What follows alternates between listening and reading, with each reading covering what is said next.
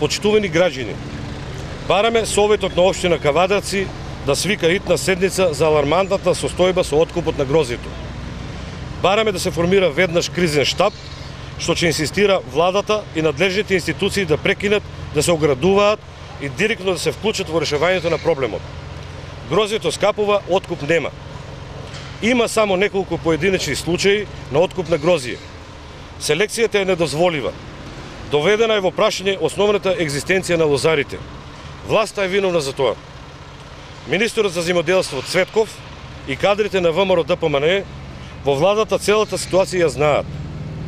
И досега не презедоа ништо и покрај нашите бројни апели да им се помогне на лозарите. Дополнителен проблем е тоа што најголем број на лозари не им е исплатен откупот за 2015, па дури и за 2014 година.